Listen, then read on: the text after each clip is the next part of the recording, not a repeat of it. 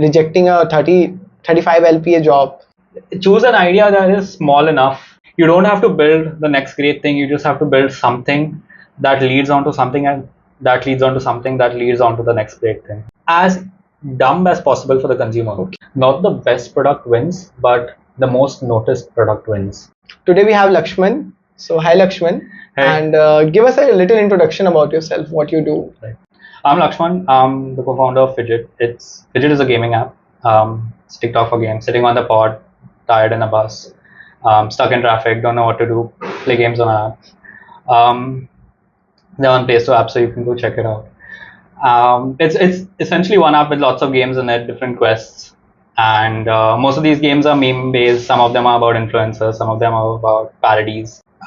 For the past 2 years, I've been building Fidget, but that's about it. Okay, so you were a student when you started a startup, Yes. right? So what was your prime motivation behind starting a venture? Because like rejecting a 35 LPA job is a big thing, and Right. how you made your mindset to not take a job and build you something of your own. Right. How you taken that decision? So I'll talk about Fidget's journey from the start. I think that will give some more insights. Yeah.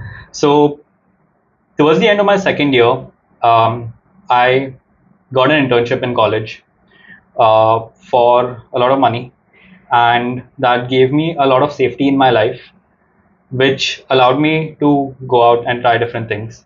So I used to code a lot in my final year in most of my college life. Towards, I think, the end of the pandemic is when me and another friend of mine from coaching, we met. His name is Noah, he's my co-founder. Okay. And we met and we discussed about different ideas. We just went on a chill walk, talked about things we could do, ideas we could explore. At the time, there was this hackathon happening, IITB was hosting, and we decided to take part. The idea was building a game about Indian mythology. So we took part, we built a little game out. We built like a very chessboard sized version of an MMORPG with a little bit of crypto involved, wherein you can connect your wallet to it. You appear as like you can see your wallet address in game. But very small stuff. I ended up winning the hackathon with just a pitch deck, and the idea was to build a Indian themed MMORPG game. This was like third year college students who didn't know how difficult building something is. Went about so we got a few $1,000s as prize money in the hackathon, got a few initial team members. Okay. Soon enough, we realized there were two things that are wrong. Firstly, our team was one coder and three non-tech people trying to build an MMORPG games which have 100 or 1,000 member dev teams. And secondly, we didn't know if people even wanted this. This was what we wanted to build, not what the market wanted. So that realization came through a very painful process of despair of about 4 to 5 months of nothing working out, nothing happening. The end of it, like I think one day, Noah, my co-founder, walks into my room and tells me about this ridiculous idea about building a game, which was Elon Musk. At the time, Elon Musk had bought Twitter, so it was about Elon Musk. Elon Musk's face on a Twitter bird jumping through candlebar sticks, in a form of Flappy Bird game. Smoking joints. Okay. So that was the idea of the game. We knew it was a very edgy game, and then on top of that, you could like pay with crypto to take part. The winner gets the reward amount. So a little bit of crypto angle to it, a funny game angle to it, and something that was very stupidly simple to build. That so around the time I took up the crypto part, my co-founder took up building the ideation, designing everything out, and then we started to look out for someone who would be able to help us out with building the actual game itself. Met our third co-founder, ended up building the project out, took about 2 months. And that went viral on Twitter, got about 100,000 plays in a few days through just word of mouth on Twitter. A lot of influential Indian tech folks retweeted it. Polygon co-founders and a bunch of people. And what we realized was that something edgy, controversial works, and more importantly, through this little game, we managed to introduce people to crypto, and that began our journey, wherein we had successfully built something, managed to get a few users on it. Post this, so I have, my background is tech. My co-founder, one of my co-founders' background is VC. He had done a bunch of VC internships, bunch of VC work in his college days. Okay. So he had a good enough network, and he understood how to go about raising funds, and I understood about how to build tech. So we set out trying to build. So we set out trying to decide what to build, and at the same time, my co-founder set out trying to figure out how to raise funds for it. Okay. About 2 months down the line, we managed to raise a small pre-seed round, and we set out building. And at that point was, once the money hit our bank, was when I realized that this is what I want to do. Like building this, just getting. This was the time when we used to go to hackathons. We used to go out there, meet people, and you could tell people about this thing, and everyone used to like smile about it, joke, like laugh about it. It felt nice that you could bring sort of an emotion to people. Yeah. Something that you've built could bring an emotion to people, right? Like I realized that working in a company wouldn't have the same effect. My experience working gave very small experience, but made me realize that despite however good of a coder I think I am, I will be limited by the work I work on, not by my own ability. And at the same time, I won't get enough visibility. When you work for bigger companies, you work on a very small fraction of the product, right? So you don't really understand whether the product itself is working or not. Or yeah, so when the money hit the bank, we had a little bit of cushioning, and the belief that I want to build something of my own led me to like say no to my BPO, go full loan to building Fidget. Post college, we moved to Bangalore, set up an office. How much PPO you are getting that time? So the internship was for 2 lakh in hand cash, in pay before taxes, and the PPO was for 35 lakhs. Okay. Now I'm going to discuss company, but yeah. So post college, moved to Bangalore. Then we set out trying to find an office. That was a whole journey on its own. I can elaborate that later if that's needed. Found a nice little cozy office. Then parallelly, we set out trying to build a team. This was when things started to actually get real. When we went about all the hiring practices. Can elaborate that as well in later on in this segment. And once that happened, then we started out building the product. So I want to know this thing, that how the ideation and executions happened. Like when you have an idea, you ideated it, and what is the process of deploying it in the market, real market? Right. So how the journey of execution happened from ideation? What's Right. the process for a guy who is trying to build a startup, koi bhi, in any domain? Okay. Yeah. We'll take an example. Do you have an example in mind? You want to discuss your idea? No, it's fine. Like, Okay. You can go with anyone. Like in general idea, you can start. All right. So in our case, choose an idea that is small enough. I think like this is something I've read in a book, and I read in a book after I've experienced it, and it makes a lot of sense. You don't have to build the next great thing. You just have to build something that leads on to something, and that leads on to something that leads on to the next great thing. Essentially, you just have to find something that you like doing and do that for an extended period of time till you're comfortable enough to like take on bigger challenges. In our case, we built a very small game, very small, stupid game that looking back, I think I could hack in a weekend and I probably wouldn't care enough. But just the fact that we built it, we put it out there in front of people, we got some initial attention. That was crucial. Okay. I think just choose something that is small enough. Like everyone has ideas to build. Like strip away everything out of it. Does it need payment system? Probably not yet. Does it need an inventory? Probably, I don't know. If the idea is say an app for laundry, right? Let's say you're a laundry chain, and you want to build an app to get your all the customers who come to your shop. You want to have them be able to send their laundry via this app, so that you can send a guy to pick up and come back. Let's say that's the idea. Ideally, when someone who's new might think about building a big laundry app, with 7 different tabs on it, one tab for the home screen, one tab to showcase all of your different shops, one tab to showcase maybe the services you provide. The services you're providing, right? Like showing your shops on one page, showing the services on another page, and showing maybe have an inventory, upload all of the pictures of your clothes so that you have your clothes easy to use. Profile section, you can put a nice little profile for yourself, maybe an addresses tab. Yeah. All of these things are very daunting for a new user. You should really just think, as a new user, what is the thing that you want the user to do? You want the user to send you you want the user to be able to upload an address so that you can come and pick up the load. You want the user to come and schedule a time for it. So you just need a time and an address. So essentially just these 2 things are good enough for you to get started with something, to judge if people are even willing to do the online service, if people even want you to come to their place and pick up their laundry, right? That's a hypothesis that you're already assuming before understanding the consumer.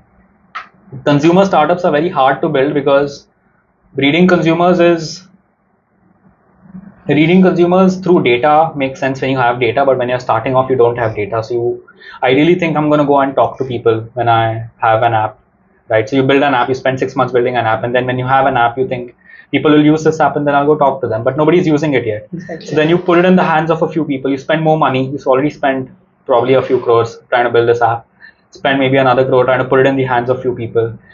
Then contacting these people, asking them for their time is another thing. And then on top of that, if the app is complicated, they might not even open it. Exactly. Right? Mm-hmm. So you want to ideally simplify the experience as much as possible. Like think from ground roots. Like, do I need an app? Can I just get done with a website? Can I get done with a Google form?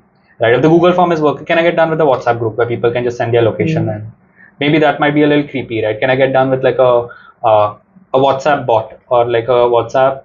What's it called? Like you get every messages, chatbot, right? Like every business has a chat. Can I get done with a WhatsApp chatbot, right? Like maybe if that's taking off, then maybe can I bring those people to an app? Then maybe an app makes sense. Right? Basically, need to make consumer experience as easy as possible, as dumb as possible for the consumer. Okay. Right? It might be easy when you're used to it, but like essentially just one button that you click, no 2 buttons, one big button in the middle of the screen where you click, right? Don't have to enter your address, just give me location permission. Exactly. I'll show you in 7 steps how you can give me the permission. I think that's the way Swiggy and Zomato does it. Exactly, right? Like essentially people focus on people ask for permissions for location, but people just say no, and then once you've said no, Apple doesn't like if you're using an iPhone, Apple doesn't let you ask a second time. Then the user has to go and enter it over there, right? So then you've already entered the bad books of the user. Like when it comes to an app, the user judges it by 2 things. One is how was the last experience on it, and what was the peak of the experience, but like the peak good and the peak bad, right? So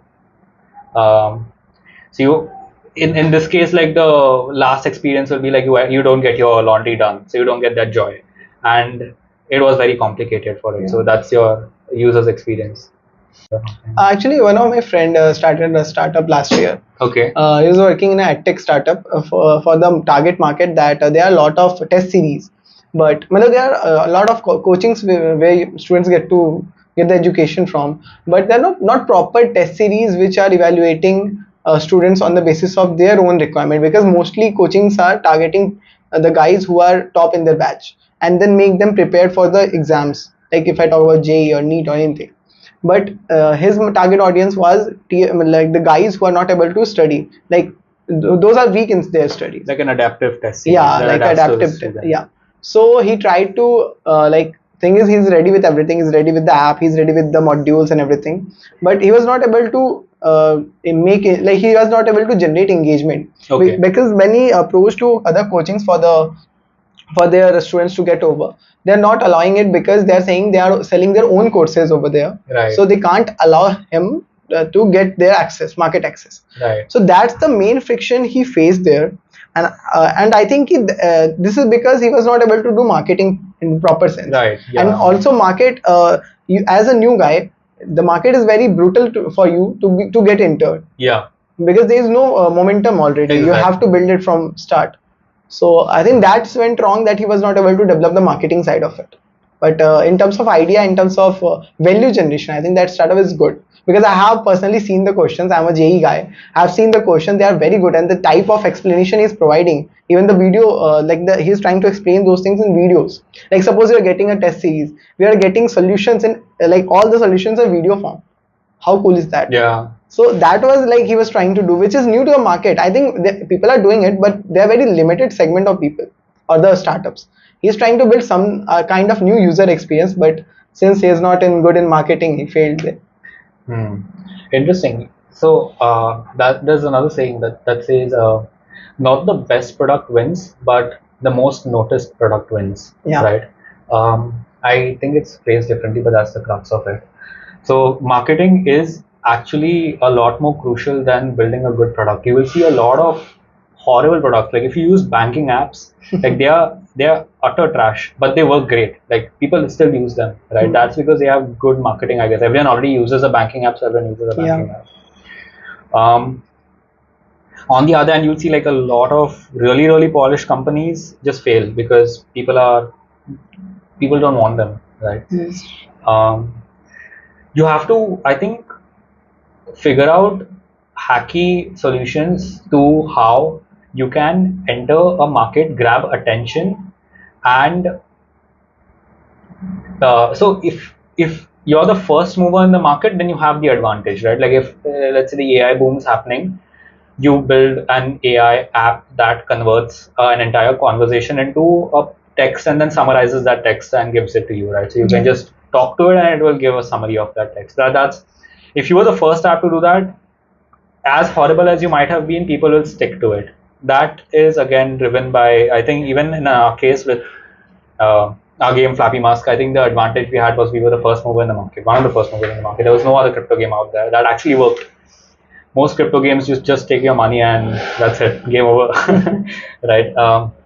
So like either being an early mover in the market works, if not hacky ways, could be, for example, if big institutes might not want to have you on board, maybe partnering with influencers. Maybe influencers thing is a big deal today, right? Like influencer marketing, partnering with influencers who teach JE, because JE has a lot of influencers. Yeah, exactly. There's students look up religiously to a lot of influencers. So you can partner with one of them, and these people can then promote their test series on it. The thing is, you mentioned that you can partner with the influencers, like teaching influencers. But the thing is, like, suppose if I take example of physics wala, they are already having their own test series. Right. So why they want you come and eat their market segment? Right. So in this case, to clarify, are you a platform or are you a service? It's a platform-based service. But is it a platform, or is it like, in the sense like, is it like Amazon wherein any seller can come make their profile and sell, or is it like, or are you like Adidas.com wherein you're the seller and it's your product? So like the second one, because he's trying to make his own modules and he posted there, so that people can take it from there and then they can learn or they can solve it. Understood. It is just for the test series. It's not that you are like getting a teacher to teach. It's just there are videos, there are solutions, and there are well researched questions which have the highest occurrence to come in your exams. Right. Because he has also given the exam, so he knows what are the things, what are the types of questions. Like if we guys talk about, you have also given the JE, so you have an idea what is the pattern of exam, what's the pattern of paper, what kind of question they ask. So on that basis, you can say the probability of coming this question in your exam is much higher than this. Right. Yeah. So ideally for him to, I think, thrive, he would have to either build distribution himself, like sit 6 hours each day and make questions, or like find questions from all over different test series.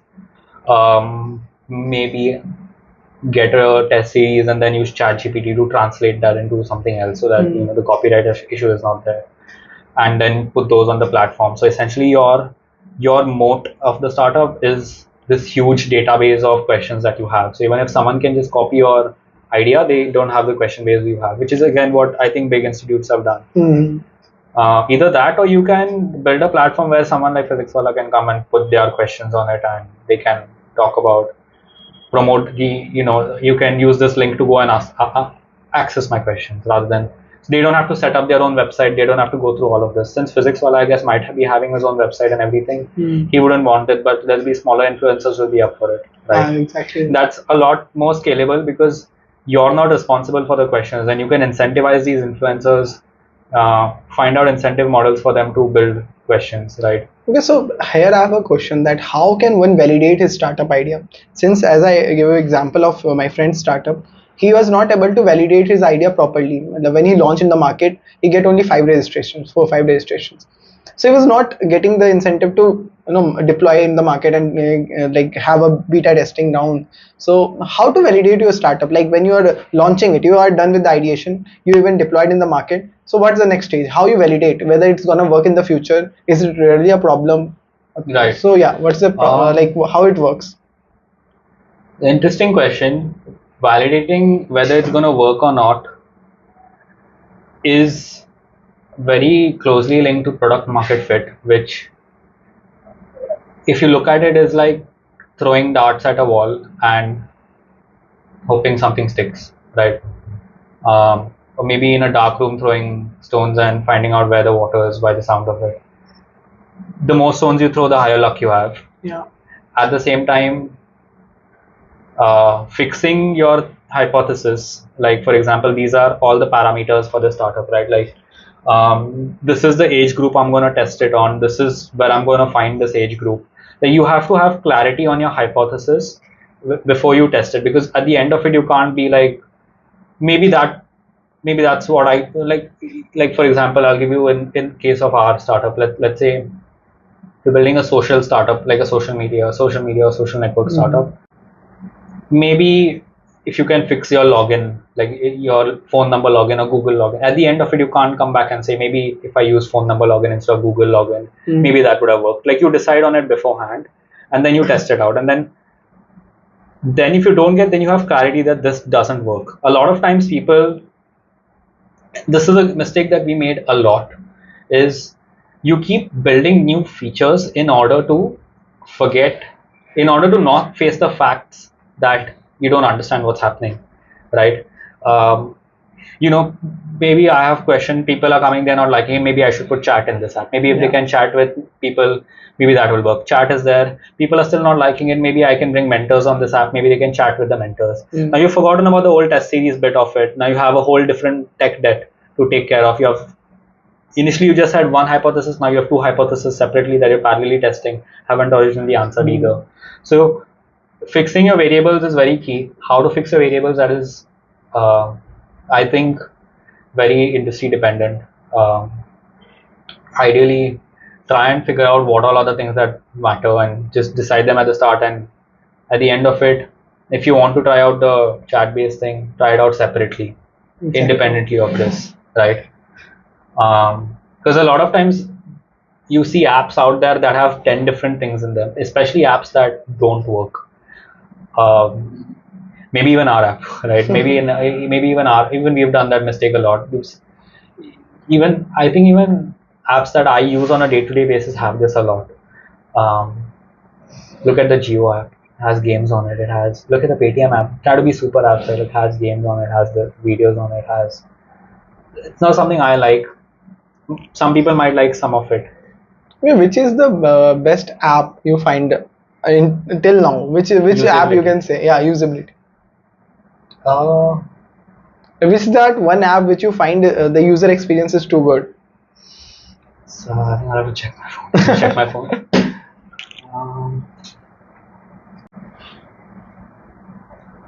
I think Shazam for sure. Shazam is an app wherein you can press a button and it tells you what song is playing around you. That's the only thing it does. Really? Yeah. It does just one thing, at least to the core of it, like the light version of the app. Maybe even WhatsApp used to be a great app until they introduced communities and like stories and. I have this WhatsApp. Like, I have WhatsApp in my mind. Like, if you don't say, that's WhatsApp, I think. Yeah, WhatsApp is great for chat. Yeah. But like community is, I don't want it. Like Yeah. a personal thing, you know. Like Even there was a time when people was very, very much optimistic about Signal, if you may know yeah, that, privacy. because of Elon Musk, because he said that just don't use the WhatsApp, use Signal. But Right, the yeah. user experience was that bad that people who shifted to Signal, they came back just because of user experience they got वहाँ पे. They Yeah. are adapted to it. So, Yeah. That's the thing about, I think, social startups. Even Fidget to a certain degree is a social startup. We have system of friends, we have system of chat. You can play games with your friends, you can chat with your Is friends. it like BGMI? You are playing with your friends on a chat. Yes, Okay. similarly, but it's much more simpler games. Okay. Like a Flappy Bird game. Yeah, more chill games, more multiplayer games like card games, like Cards Against Humanity. You can play Cards Against Humanity with your friends on chat. Fun thing. The thing with social startups is they work with like a network. If you have a very strong network, then that network will spread much. Like as the network grows bigger, it spreads faster. That's the thing. What, like, but if you have to figure out how to kickstart it at the start. One idea, I think one good way to do it is to very focus on a very small niche.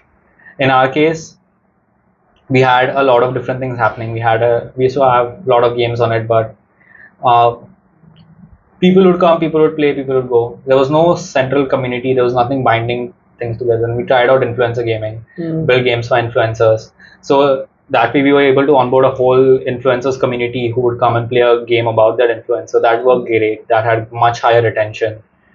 So what are the main reasons for shutting down your startup? Like, what are them? So it's a pivot. So the idea was when it comes to startups, you have a hypothesis in your mind. You go out there, you try it out, and you see the traction on it. And then sometimes traction works, sometimes doesn't. Most startups have like a 99% fail rate.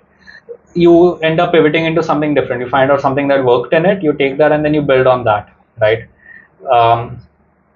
In our case, we built a very polished product, but we couldn't stand out from the market. There are similar products. So when you're thinking of Fidget, you might also think of other similar products. There's no, I think that might be one of the other reason could have also been lack of organic, like word of mouth growth. We weren't able to crack it. And then we had been building for about a year, more than a year, right? And nothing was happening. Mostly when you're building social startups, consumer startups, especially ones that are fully app based or community based, things like that. When something works, it works really quick, right? That's the key. If it hasn't worked yet, for it to work later is much lesser chances. That's what we've noticed. And pivots are very natural when it comes to startups. Like you have to be, as a founder, you have to be very open minded. You can't, if you, as a founder, you should have faith in your idea, but you should also be able to test out your idea and be able to get conviction from it so that you can move on and find out what really works in the market. Because at the end of the day, no one owes you anything. The market is very harsh. As a newcomer, all the odds are against you. So fast adaptability, being able to try out different things, has the highest chance of success. That's true. So like we in our general life, we always heard about startup who has become successful. Like if I talk about today only, Ola get a public. So it's a hype thing. People are talking about it, and we only see the glamorous side. We always see the success stories, but we don't. We often ignore or media never play a role to take those stories up, because sometimes when a guy is doing a startup, the market is not betting on the startup, rather on the founder. So how you think, like what are the things which went wrong, and what are the learnings you learned, or in general startup founder learn after shutting his startup? Because generally people see them as a failure, but they're not in reality, because they learned something. At least they're trying to build something other people are not. Definitely. So what are the learnings you firstly think that inculcated inside you, and which you will use in your future venture? Right. So the thing about startups is most startups which behind every founder startup that works, there's a 100 startups that didn't work, either theirs or in a similar sector as theirs, right? It's a very skewed chances of working. It's a 1% chance of being a startup founder is like taking part in a 1% winning, lesser than 1.1% winning lottery of $1 million. And as a founder, your exit really happens when you go public or when you manage to like sell off all your equity and leave. Like that takes 5 years, 10 years worth of like just in the grind, right? um, if you look at all successful startups, like let's say um, Slack used to be a gaming company, right? Okay. They used to build games. Slack is a communication channel that almost every startup uses to talk with their team and on it. We personally spend like a lot of thousands of rupees every month on it. We're a very small team. Bigger teams spend like thousands of dollars every month at least on it. They're making a ton of money.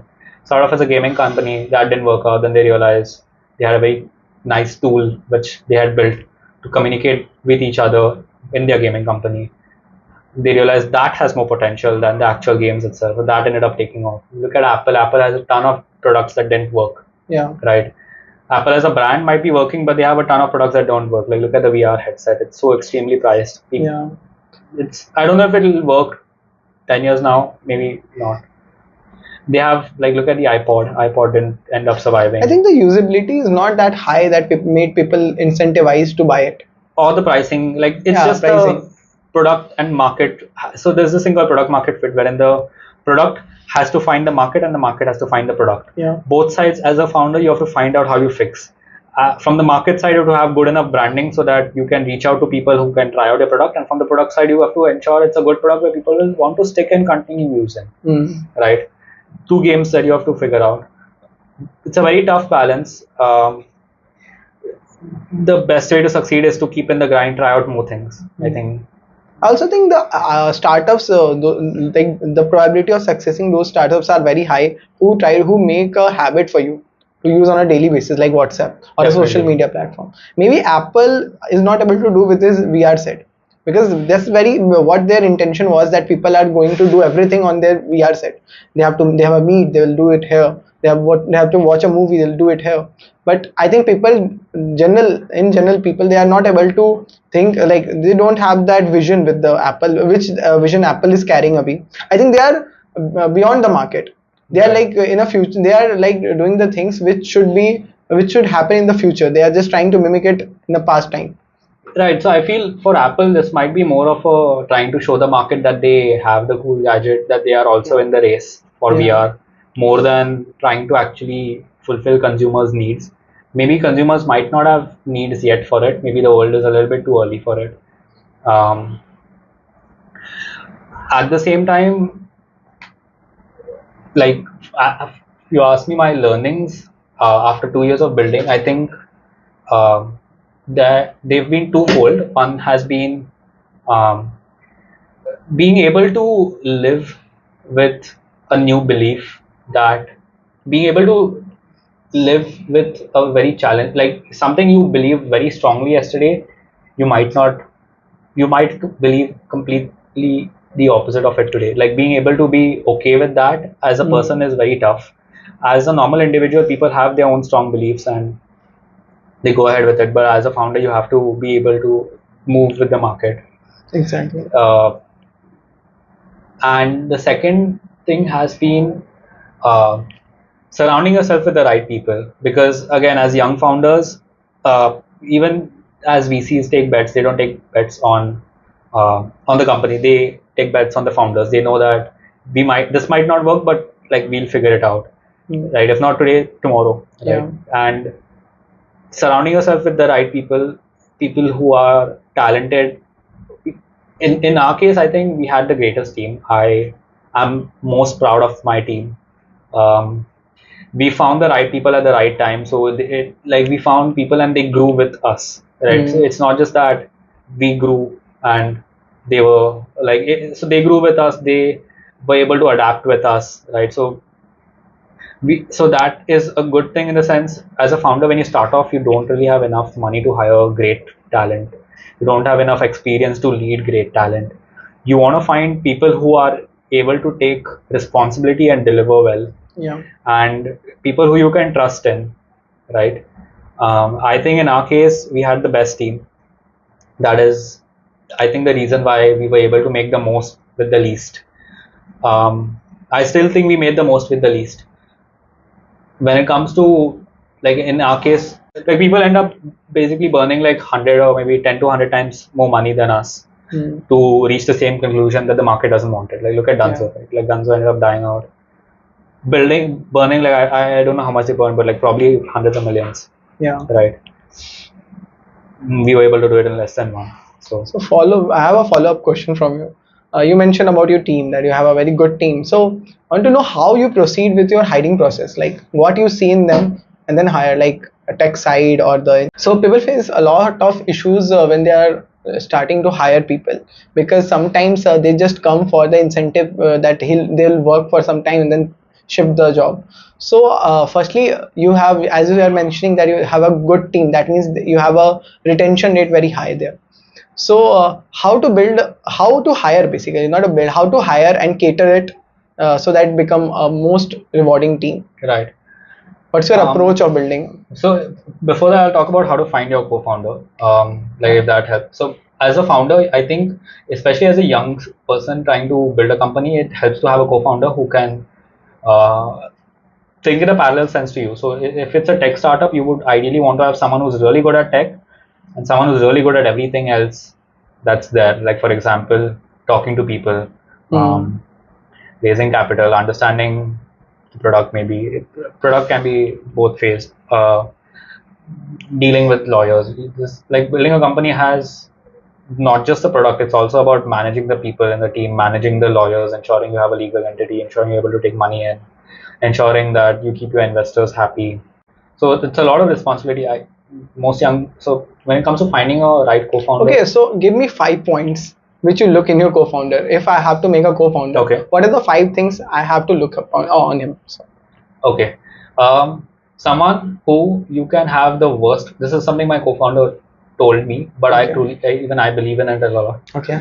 Someone who you can have like the worst fights with, who you would want to like hate, who you want to like destroy in the moment. Yeah. But then you can go out and have a beer together. Okay. Right? You can just chill out at the end of it and continue to be friends at the end of it. Like continue to have a good time together.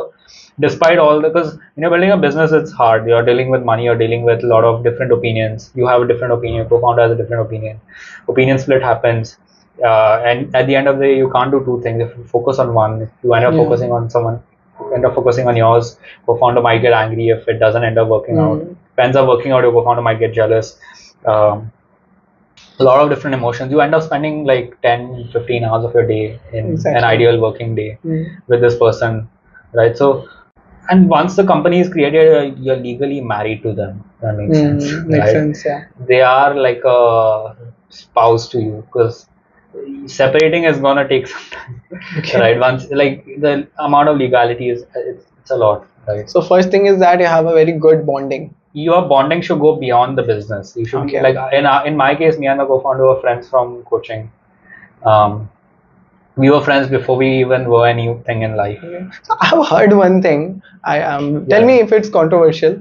One of my friend who is a founder, who was running a startup. He said one thing to me: never made your best friend as a co-founder. Okay. Because that there's a high possibility that your friendship will break. So because you're gonna see the real side of his when you're working with him, you'll see the real face, how he is with the work. So what's your take on that? Because you make your best friend your co-founder. Yeah. So my take on that is two-part. Firstly, if co-founder should have the opposite skills as you. If you're best friends and you both are great coders, then you'll end up fighting on the same pie. Yeah. If your skill set is opposite, you're gonna need each other. You can't live without the other person. As much as you hate them, that's the best for you, right? Like that is very crucial, because there's this saying that our investor told me after we shut down. There is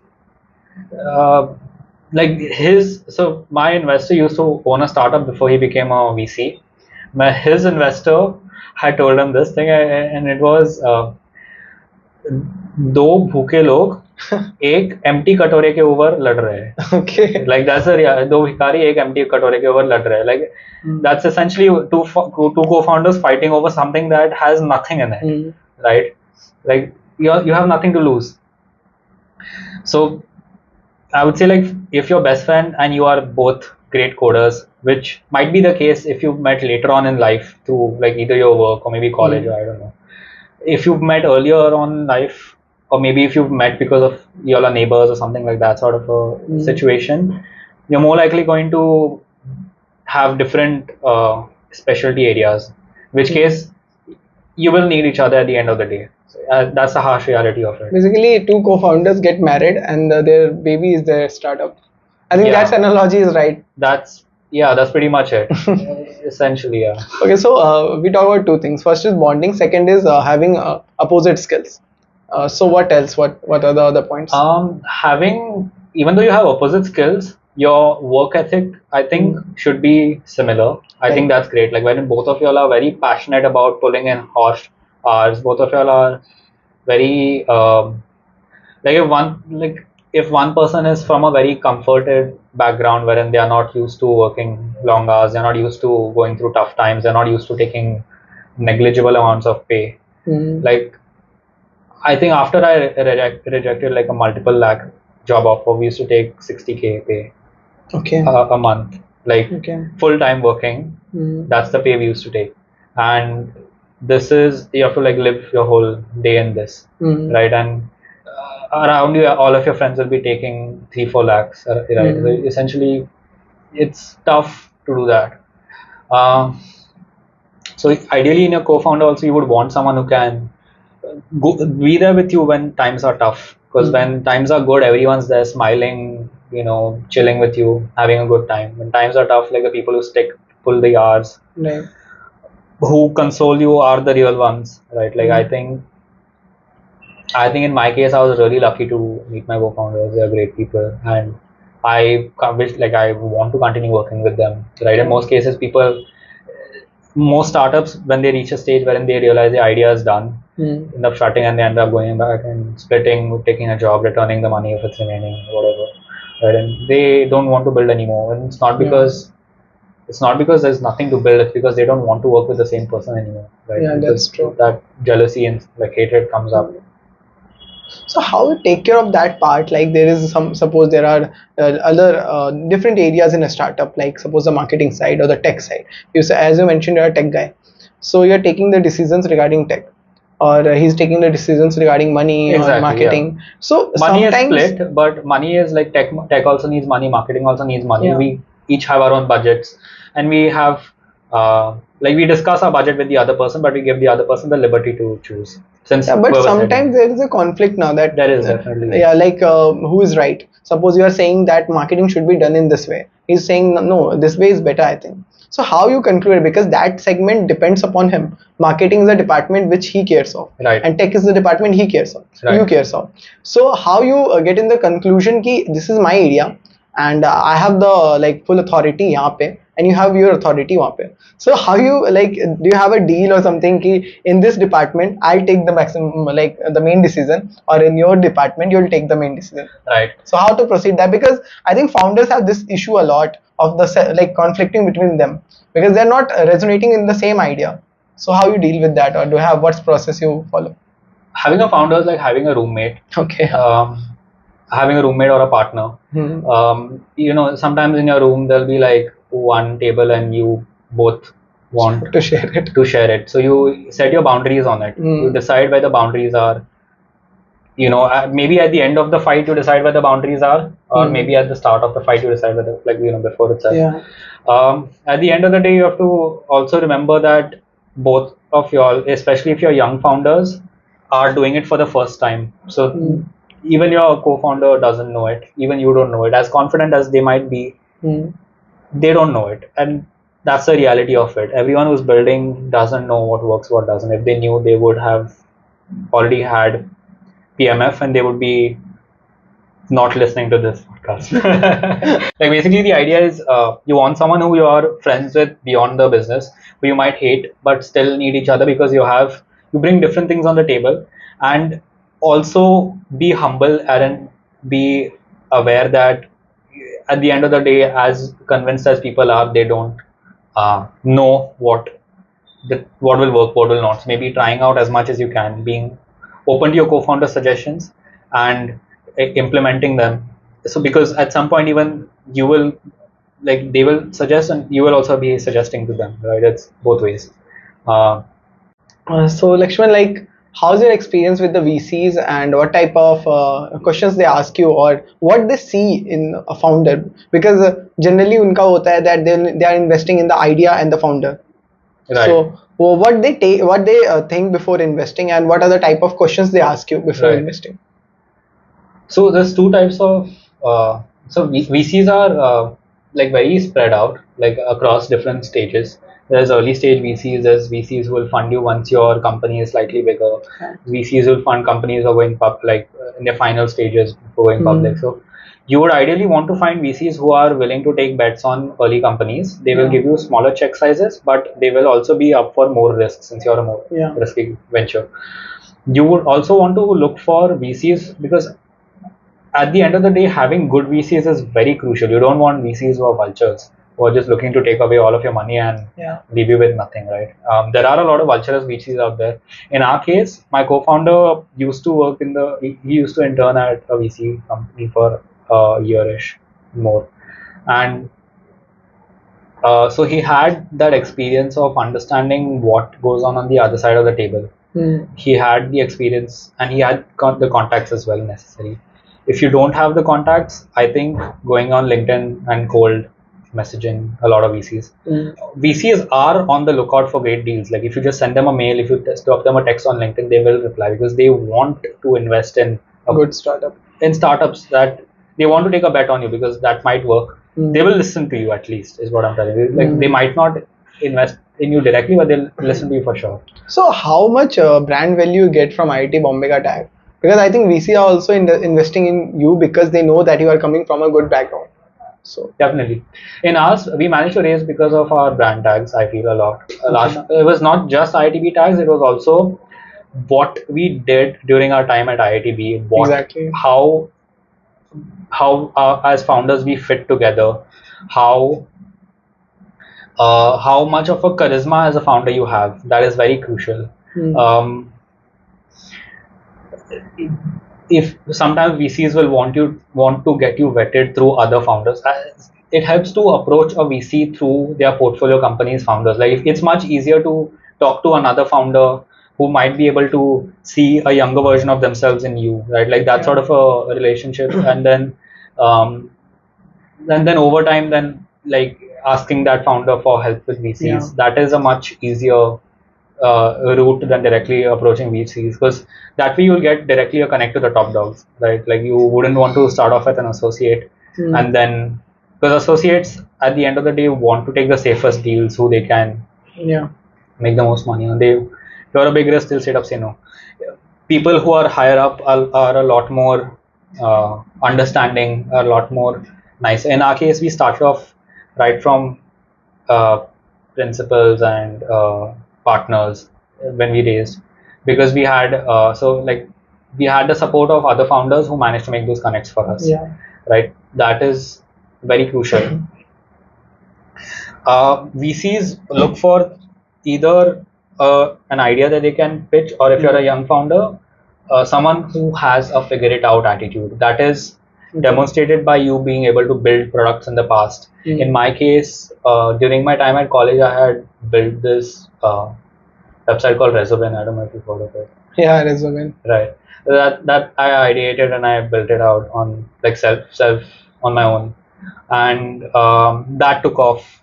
It's still in existence 2 years after I've left. It's true. It's still there, and a lot of people, a lot of students have used it yet. Yeah, so like that as a brand value, that as a story, you have as a founder, you need to have a good story. That's very crucial. I don't know that you have built the Resumen. Oh yeah, It's good to know because that's a good one. Yeah, like everybody know about Resumen. If you ask any ITB student about Resumen, they know it. They at least know about it. Even if they don't use it, they know about it. Right. Yeah. So that helped me build a good story. So like in our time, building a story for me around Resobin was very useful because it's a product I've built, it's a product that has users, it's a product that at the end of the day, IITB made official with that domain. Yeah, exactly. It just started off as a thing I was building on my own in the summers. Ended up becoming big. And that's crucial. Having a good story is crucial. Other than that, I think also as a founder, if you're a young founder, building an emerging technology is nice because there's no established market there yet, and VCs have no idea what's going to work there. Like for example, if AI ka craze chal raha hai, trying out an AI startup, people advise against it. I also used to, but I do believe that nobody knows what works in AI and what doesn't yet. They have speculation, so people are willing to bet to find out. So you might be one of those bets if you're not. If not, going for like most tried and tested things like B2B SaaS is great, but as a young founder, you might not have an insight that might lead to a B2B SaaS company. We also didn't when we started. We started off with something that was very easy for us to do and something that felt fun. Having good VCs is important. VCs guide you. You should also have VCs who you can look up to as mentors, exactly. In our case, our VCs are our greatest mentors. Even when like our toughest times, right, when we decided to like we went through a whole 2-year journey as young founders who didn't know anything. We went to hire a team. We used to, our team. Do VCs have domain specific knowledge? Like if you're a gaming domain, they'll connect you with someone who has. Okay. Even if they don't have, they have portfolio companies that do, so they'll connect you. So VCs have mixer events that they have. So they'll invite you to those. You'll find like all sorts of founders. Like I've met the Zepto founders, managed to have a conversation with them. So if there's any domain specific thing that I needed, I could have talked about it. Okay. Like sort of a thing, right? I think like kind of an exclusive zone where VCs give you the entrance. Exactly, and they also give you other benefits. Like they'll give you there's a lot of toolkit that you need for startups, like Slack maybe, or maybe email, domain. You'll need a server to host your startup. They'll give you credits for all of those things. So you'll essentially get a lot of things for free. You'll get good networking, and you'll get money on your table. So those three things, more than anything, like you want people who you can, in your bad times, talk heart to heart with, because VCs have seen a lot of companies fail. That's their job. They invest in 100 companies, one of them works, 99 fail. So they've seen 99 other companies, 98 other companies. If yours is about to fail, 98 other companies other than yours that are failing, right? So they know what you should do in this scenario. So what's your take on the big debate? Like everybody talk about going bootstrap. It's a new cool now. Like every startup founder wants to go bootstrap.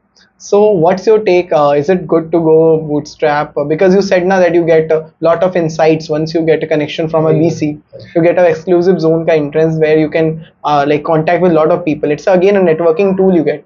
But there you have to dilute your equity. You have to give some ownership of your company. So what do you think? Is it a good decision to go with VCs or go bootstrap? What's your take on that? It's a very good question. Depends really is the answer. Bootstrapping is great. Diluting the equity, again I told you, like दो भिखारी एक कटोरे के ऊपर लड़ रहे हैं, empty कटोरे के ऊपर लड़ रहे हैं. Like essentially at the start you have nothing to like dilute. Like it's worth nothing. Exactly. So bootstrapping, if you have the money to bootstrap, go for it. Like definitely, if you have a crore lying in your bank, if you have worked for 5 years, you have 5 crores. Probably you wouldn't be watching this podcast, but have that much money in the bank, bootstrap. If you don't have money in the bank, how will you keep yourself afloat? If you have your parents to fund you, if you don't need to hire talent, because in reality you're gonna be competing. You're gonna need money to be able to build a good product. Everything costs, right? Like having team costs, having marketing costs, having services costs, having a legal entity setup costs. In our case, we registered in Singapore. We had lawyers who were great. So you're a LLP. No, we have a very complicated structure. Bootstrapping is great if you have the money to bootstrap and you have an idea that you're convinced in. Actually, I asked you this question because recently I was reading a report where a lot of Indian like people who are working in foreign countries, they have asked this question that would you want to go back or do you want to stay here for your whole of your life? They said that they are building a corpus right now and they want to start their own venture once they have a big corpus ready. So they get back to India and then start their own venture. So they are like building the mindset to go bootstrap. As Right. you said, now they have a big corpus. So they are doing that thing that they have studied from a big institute and then get a good job outside, and then they are building a corpus to get back and then start their own venture. So is it a right approach to go with? Definitely. I mean, so if you have that sort of a corpus, then sure. Okay. Why not? Like, why would you want to take someone else's money? It's your own money. Again, it's your own networking, money. right? Networking, but if you have the corpus, you already have the networking, right? If you have a Okay. beautiful US degree from Harvard, say, you have the Harvard Club. I don't think VCs can do more than that. Okay. You have the IITB tag, you have the IITB club. You can go and Yeah. meet 100 alumni who've been startup founders. Exactly. Right? If not, you can just go to Bangalore. If you're in India, you can just go to Bangalore, stand outside the startup office and just wait over there until the founder comes out and talk to him. Right? Most founders are lonely. I'm not gonna lie. So like having a network helps, but you can bootstrap your network. You can bootstrap everything, but having money is like having a little bit of cushioning when you're not sure what you're doing. It gives you more liberty to perform, to make more mistakes, to learn more, to grow faster. And at the same time, as a young founder, you don't really have a corpus, you don't have money. So what's your take on crowdfunding? Crowdfunding, not sure of it, but I've seen a lot of crowdfunded projects that do well, and a lot of them just become scams. Okay. Like they promise they're going to build something, but they don't end up building, and it's the public's money, and now everyone hates you on the internet because VC is like it's just one person who hates you. Again, VCs don't hate you if you lose their money. It's their job. They know they're taking that risk. But public doesn't know that they're taking the risk. They know that when you're crowdfunding, they want it. VCs understand the risk. Users don't. I think Aether served the best in crowdfunding team because when they are ready with the prototype, they have asked a lot of people and then they get a lot of orders initially, more than 100 orders, just because of crowdfunding. So they got the initial amount by the people and they deliver it later. And then we all know that in EV market, Aether is the pioneer in that. Like the type of technology they are building is insane in terms of in global sense. Because nobody before Aether, nobody was giving a lot of technologies which their scooters are providing. Right. I think it's also approach, but it should not be a scam.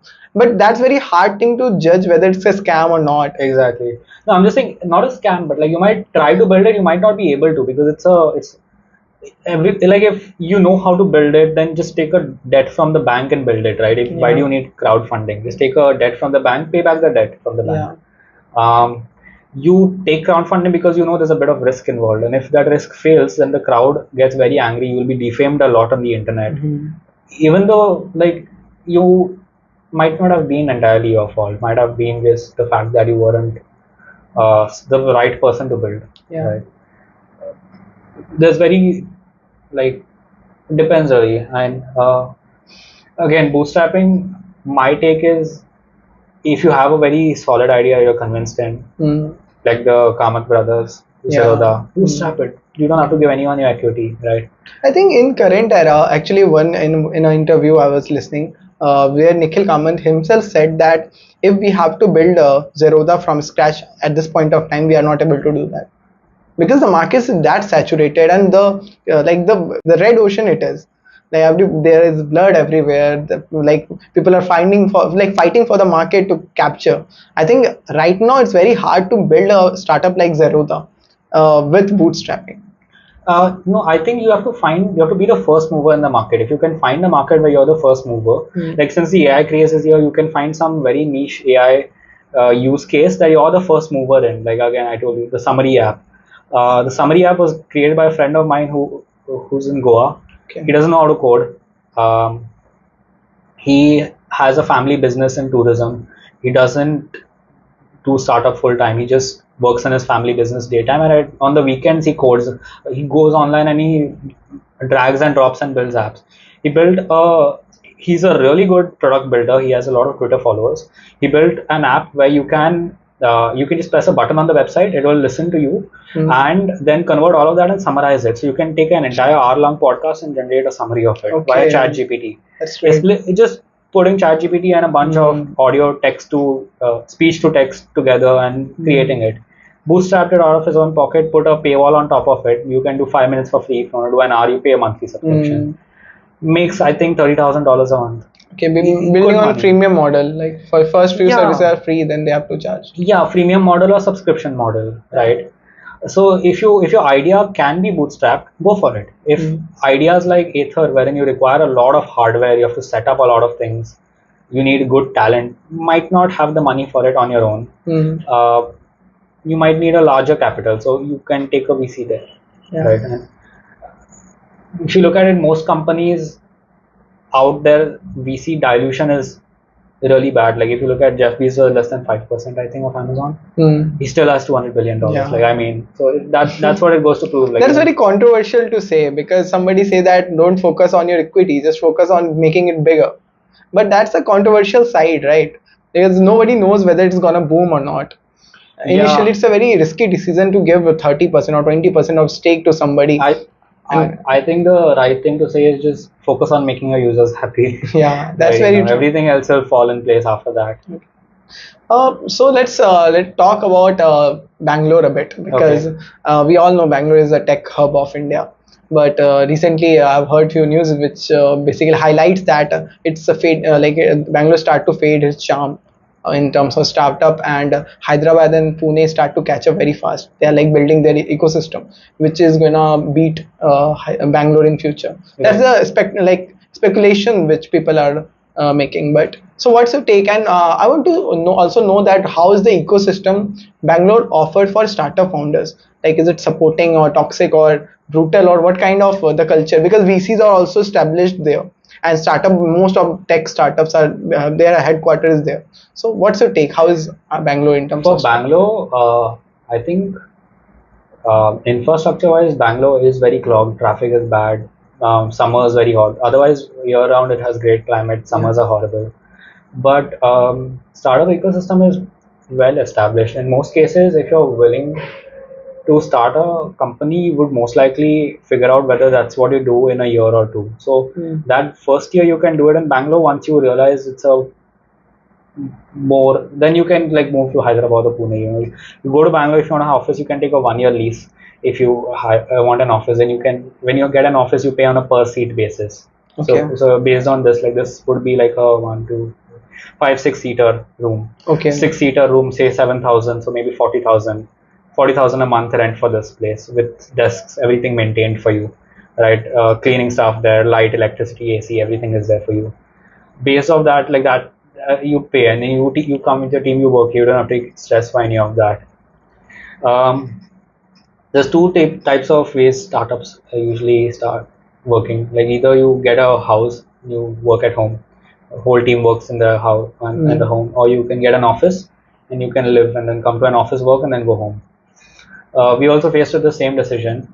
Our research and the people we talked to made us realize that when you live and work in the same place, it can get toxic very quickly, wherein there will be no space between your comfort and your hustle. Wherein if you want to take a sick day, people are still out there working, so you might not feel good enough. Or if you have guests over, you might not feel good enough about that, right? Like, so that's the thing. In our case, getting an office was great.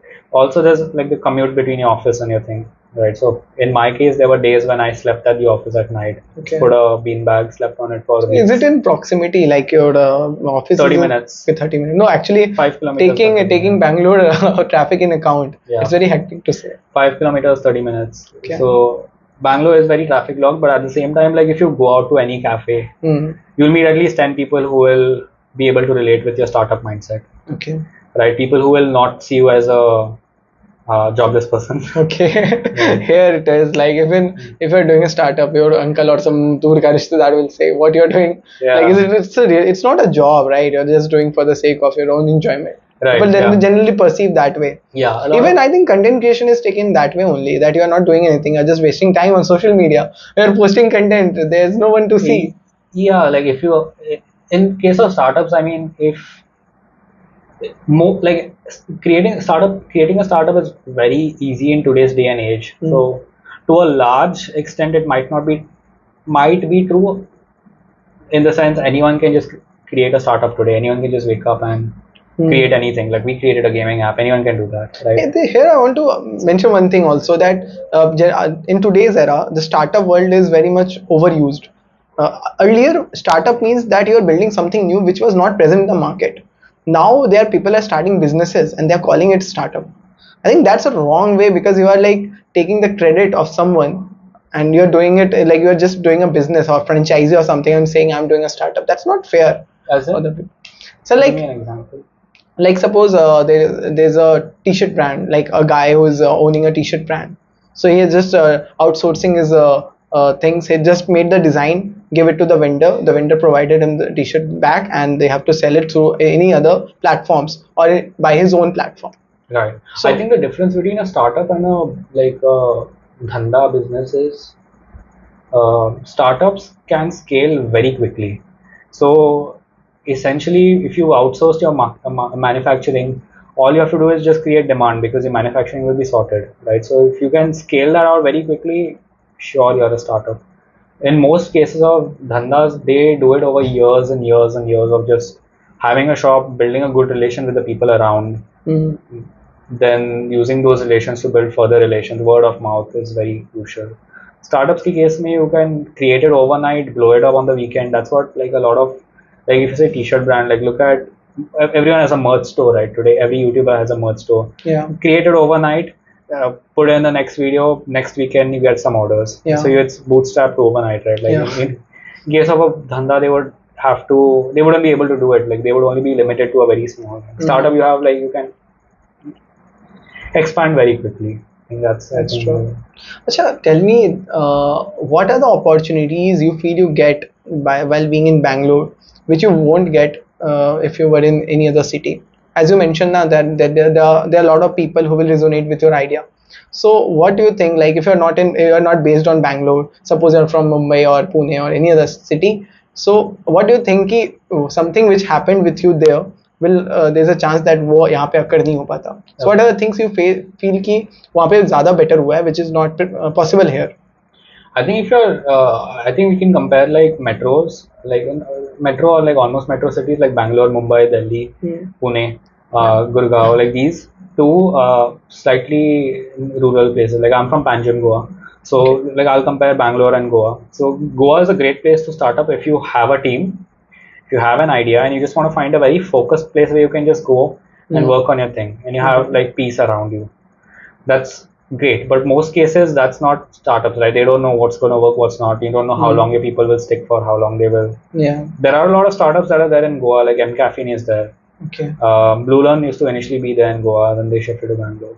We also tried working from Goa for some time. But moving to Bangalore lets you hire talent quickly, raise funding quickly since the VCs are nearby. If you want a meeting, they just call you to a coffee shop 10 minutes away from your office, 10 minutes away from theirs. Meet, discuss quickly. Works out great. They'll write you a check size on the weekend. Bangalore, if you're in Goa, you'll have to schedule a call. That'll happen like a week later. And they'll say, like, there are events that are happening around. Once you enter the startup circuit through VCs or through your contacts, you'll have a lot more people to talk to since everyone is in a similar mindset as compared to tier 2 city, right? Also, like hiring talent is main because not all people are comfortable moving to tier 2 cities, right? You'll find a lot more great tech folks in Bangalore. You'll find a lot more finance folks in Mumbai. You'll find a lot more like slightly bigger tech people in Hyderabad, like senior tech people in Hyderabad, younger tech people in Bangalore. I feel. Okay, yeah, that true. Might be true. That is true. Actually, I'm reflecting upon that. Since you're running a D2C company, so can you give me a brief idea how how product development happen from scratch? Right. So I'll talk about for a consumer app specifically what our product development stages, pipeline, and team is. Okay. I think at the core of it, we need a designer, we need a developer, and we need someone who can figure out how to get it to the market, a marketing guy, 3 people, and maybe maybe someone to coordinate all of them, like that, which will be like the founder essentially. So 3 people, is one developer, one designer, and someone who knows how to take it to the market.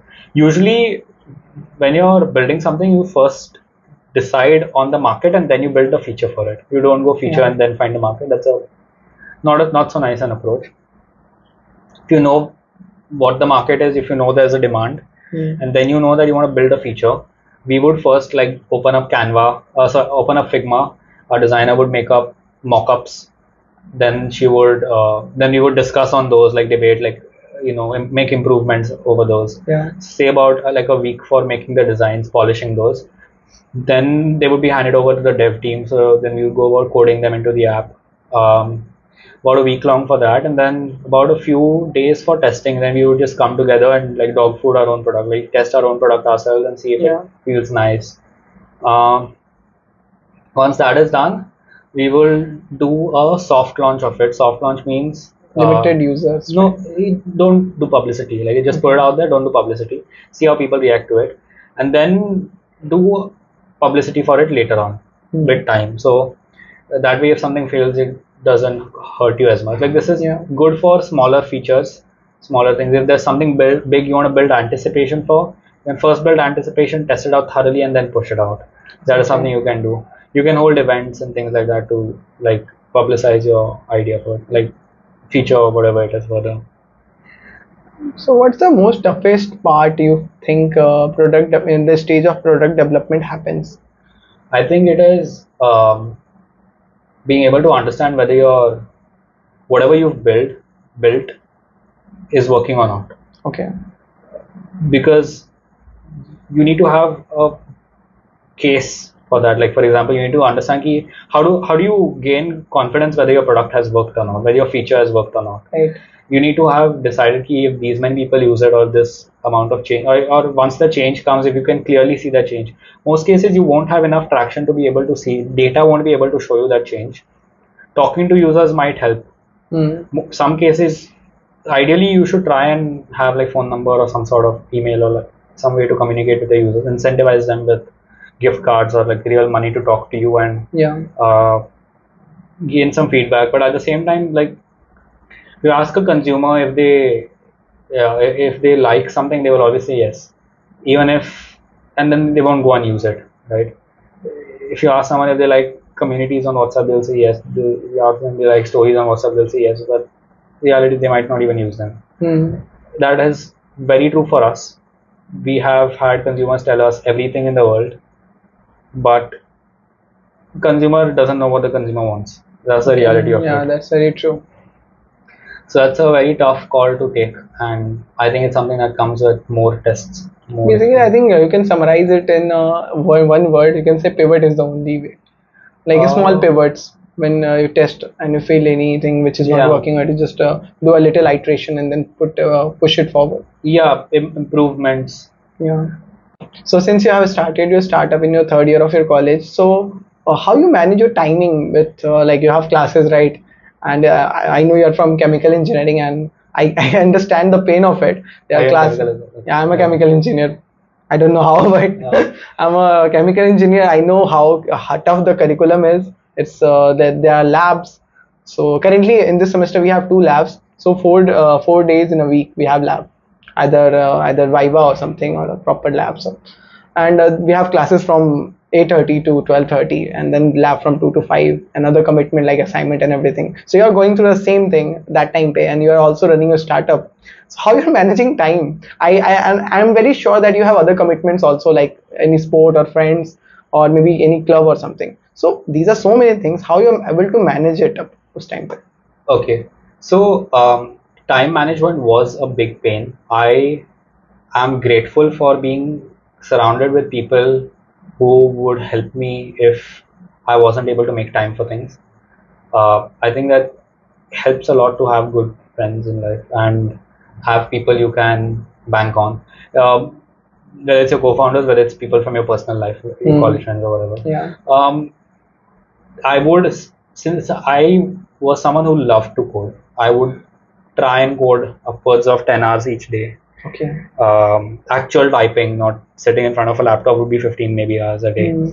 And end up missing almost all lectures, no attendance. It was bad. It was horrible. I had confidence because I had a PPO, so even if it goes bad, I still have a job. Even if startup doesn't work, college doesn't work, I have. One thing I will tell college students is don't even think about dropping out. Nothing in life. If 99, again I told you, the chances of your startup working is 1 in 100, maybe even worse than that. And nothing in is and having a good degree is great because you only see stories of successful founders. There's a million people who dropped out, whose startups didn't work, and they disappeared. Disappeared into depression, disappeared into nothing, right? And so as a young founder, you want to be able to take up as many shots at building different types of products, trying out different industries, trying out different user bases as you can to understand what works for you, what you enjoy working in. For that, you have to have a good background that lets you take this risk, which is your college degree, a good college degree ideally, and good grades.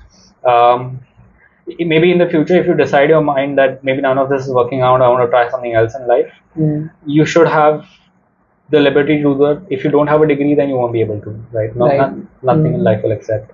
So don't even think about dropping out. Even if you have $1 million in your hand, don't think about it. I think dropping out is glorified by a lot of people in this era.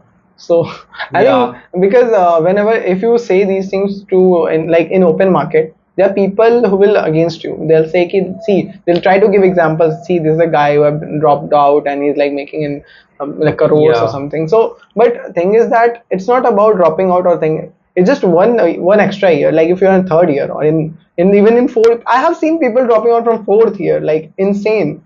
They are like 2 more semesters, 1 semester, or just 2 more months, and you're dropping out. How stupid is that? I think humans are not able to understand odds when they are very low. That's why people always think that there's humans can't understand very small odds. That's why lotteries work, right? Because even though your chances are 1 in a million, you're still winning $1 million. People are just confident that they'll be the one. Right? That's why they end up buying it. That's not how life works. Like you should be able to if you're in doubt, just do the math for it. Like look up online how many people who have dropped out have actually ended up succeeding in life.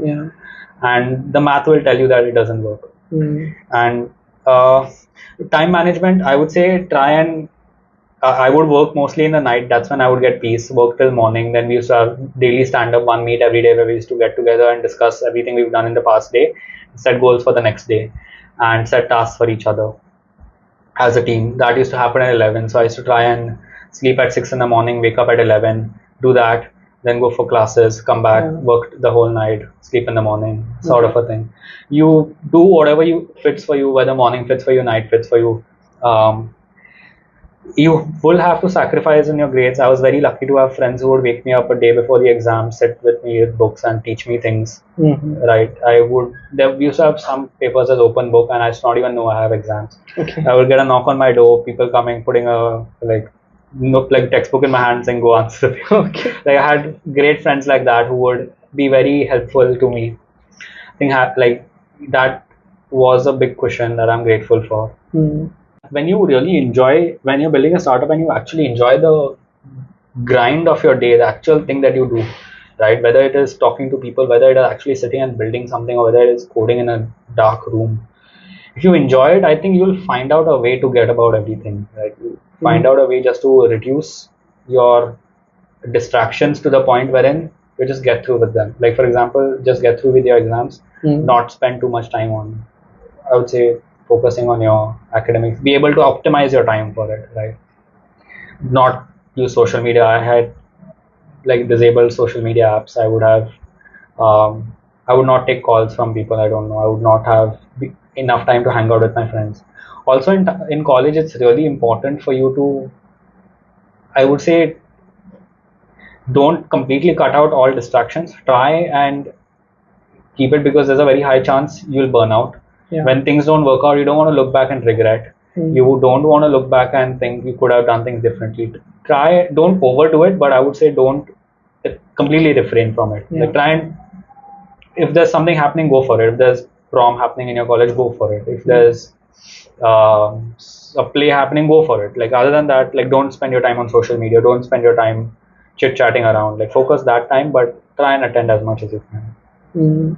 Don't miss out on everything. At the same time, focus.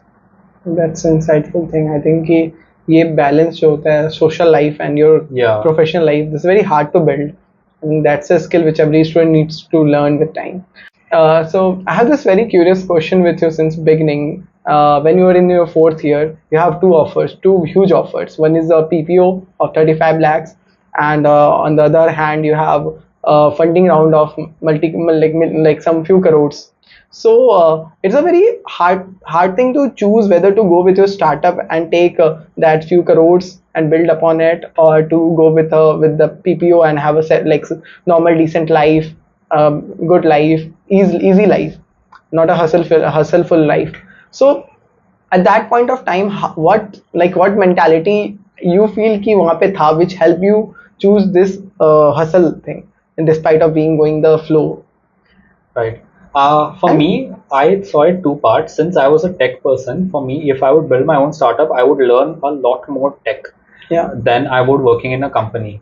So direct knowledge I'm getting more. I will upskill myself faster than my peers because I'll be dealing like I own. Like when you work at a company, when you work with the mindset that you own the company rather than you're just there for a job, is when you actually make a difference in the company, right? Other than that, you're just doing your day-to-day. Everything becomes a job at the end of the day. And another thing for me was, I personally realized, I think a little early in life, that too much money is not good when you're young, because you don't know how to save and you don't know what that money even means. You'll end up spending all of it, and it will be worth nothing. And I do see a lot of my friends going through that sometimes. I do feel when you have a startup, you take very minimal pay. Like we used to take 60,000. It's like a 75% pay cut.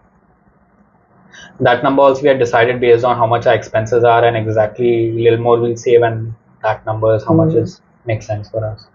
And I think it teaches you how to deal with money better. It teaches you how you get full freedom over your work. You're leading a whole team. You're leading people who have 5-6 years more experience than you are.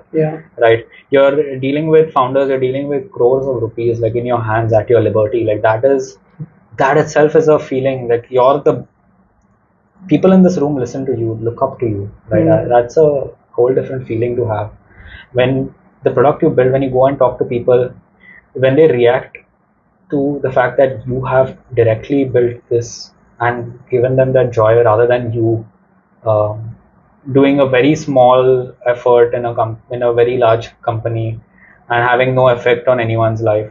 It's just a different feeling you get. This is again consumer. Maybe B2B SaaS is a different thing. Growth is great. You upskill like anything, not just tech. Like I learned law. I learned a large amount of law. I have 3 companies, 3 legal companies, 2 in India, 1 in abroad, 1 in Singapore. Yeah. Right now at this point, I learned a large chunk of marketing. We used to have stalls. We used to go out there, talk to people. I'm an introverted person. I used to be put out of my comfort zone by going and telling people to go and download my app. Thinking of creative ways I could do that, right? And at the same time, I would have choice over what I want to build.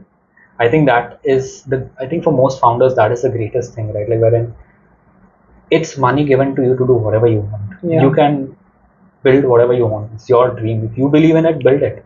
It's money that's trusted to you. Exactly. Right. I'm not saying spend it, I'm saying build something useful with it. So what do you think? What is the best utilization of money when you are in your college days? Because mostly students, they used to throw party, like weekend pe party kar rahe hain, and other things like they are eating junk. It's the biggest thing. So how you think like utilizing your money in your college life? Because you can't say कि पूरा ही cut down कर दो your fun activities, but there should be a sweet balance. So what's the best investment during their college days you feel कि करना चाहिए किसी को? I think they should invest in like mutual funds, stocks. You should have it. You should make it a habit. Like I started investing in my first year. I started earning in my first year of college through internships, like tech internships. Pay 40,000 a month. Teach younger kids, teach school kids how to code. I didn't know how to code that well, so I took it up. I teach kids, learn myself, make money. I didn't have enough expenses at the time, so I would save most of it, invested in mutual funds, and then I set up SIPs, and then every month it kept cutting, and now it's become a big amount. Okay. And I completely forgot about it. On a day-to-day basis, you don't remember how much money you were saving, right? Yeah. Once you start saving, it's just about starting somewhere. I think first thing when you get an internship is to save that money, and then then liquidate your savings to use it. That way you will feel the pain that you're burning your savings rather than that money falling from somewhere in your hands, right? Because I personally never think about breaking my savings. I would rather not get something than break my savings to get it, because it just hurts. Get what's it called, provident fund, like government funds, right, like that you can use for tax benefits. Learn how taxation system works. File your ITR. It's very important in college, when you especially for founders also, because when you start companies, people ask for 2 years ITR. When you it's very then what else, I think travel as much as you can. That's the most important thing. I think travel, when you have your money, either save it or invest it in yourself by traveling the world, like backpack the world. I think for me, the first internship, like the internship that gave me the PPO, I made 2 lakh a month for 2 months. It was good enough money for me to, so that money was young money. I didn't know how to deal with that money well. So I did go and splurge it on clothes, bought some nice clothes, bought some nice watches, that was like a very out of my first month's salary. Then my second month's salary, I realized that I've spent it all, and this is not what I want to do. So that second month, I saved half of it, and the other half I used to travel the world, like travel 3-4 countries on my own with a backpack, just using as less money as I can. And that also taught me, like, when you go about that spending craze and you realize it doesn't give you any satisfaction, that also kind of drove me to build a startup, because I want to have some at the end. When I leave, I want to have something that I own. Right? Whether it comes to leaving college, building Resume meant a lot to me. I used to spend 12 hours every day coding in a room alone. Designed it myself, designed everything on my own, and large chunk of it on my own. And it was the only thing that mattered to me at the time. Like, it took 11 months to build it. The reason for the 11-month commitment was that when I leave college, there's something that I leave behind. That meant a lot to me, because I can come back and there'll be people who'll be talking about it. And even with startups, that's the thing for me. Like, this will be something that's mine, that I've left behind, right? That I can always, that people will remember me by, if that makes sense. I think when you work for someone, that doesn't happen. And also at the same time, you might get money, but you'll also be like a pawn in a chess maze, right? You'll be left at the disposal of someone. If they want, they'll keep you the job. If they don't want, they'll fire you overnight. It's the truth of it. They'll do what's best for their company, not what's best for you, right? So what are your future plans? Like, do you want to work with the same company, or to make a huge pivot and then try to build something different, or start a new entity? For us, I think we tried out everything we had to. So we are fully convinced we did whatever we could. Especially in the last months, we went and did every single thing that was on our mind, crossed it off our bucket list, and tried out all our experiments, and we are content with what we did. So the next idea is to go back to the market, study other companies that are out there. We still do have a bit of funding remaining, so use that money and build another venture, rise back up. And the more shots you get, the higher chance. Is it gonna be in the same gaming domain or in another segment? It really depends. We still haven't done market research yet, but maybe in a B2B sense, maybe wherein we are directly selling to customers. When we have, this was a consumer thing, we might do completely opposite, selling maybe the SaaS companies. Similar to SaaS, yes. Yeah, I think the prospects are much higher in SaaS. Prospects are, and at the same time, consumers are very tough to read, which is what the experience we had, right? I don't think we would want to go through that same thing unless we don't have deep enough insights into something consumer. So what do you think, which is best, a B2B one or D2C one? Depends. If you have any good insight about something, that's best. If you know something about consumer behavior, if you know that consumers love to take their money and store it under their pillow, and you want to build something, you want to build a case for them to store it under their pillow. That's a thing that you know for sure. Build it for customers. D2C is great for you. Yeah. If you know something, otherwise, if not, you can go talk to companies and see what companies want, and then build that for them, and then charge them for it. I think in India specifically, making a D2C company is little tough because generally it's a very price sensitive market and people don't prioritize that much on the services, innovation services. So B2B have a huge scope in this because like suppose you have to buy a cloth from Zara or somewhere. So if they are charging you 3,000, you'll easily say you'll buy it. But if you are going to a local vendor nearby your home, if they ask like 1,000 rupees, they're like, "Bhaiya 800 mein de do." Yeah. Because B2B have this mindset that it is based on a company, so it's good. Like something they build their brand value. I think. You're right. Even for us, I think going forward, I think we will target a more international market where we will find a market where there is money, where people have money to spend, and then build something for that market. I don't think limiting yourself to your country is great if you have good enough insights about something that Indians want. Because Indians are very different market than the US market or the China market or the Southeast Asia market. And if you have any good insight about something that Indians want, like for example, some things that might be working for Indians are like apps that work on very low end devices that take up less memory, take up less internet. Like those are apps like that might work great in India, but in US, very polished apps might work better, right? So US people also have a lot more to pay. Like there's a saying in the startup world, it's much easier to earn $1 than ₹1. Okay.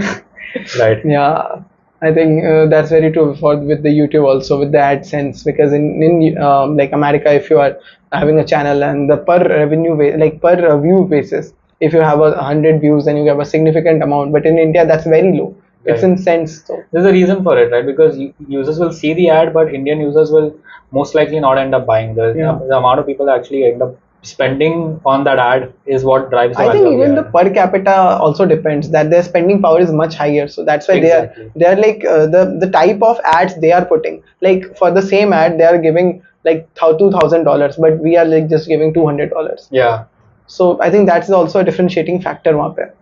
Okay, so we are going towards the final segment of it, and just one more question with you. What advice like you want to give to the college students who is listening to you, because a lot of people have this ambition to start a venture in the college or at least try it once.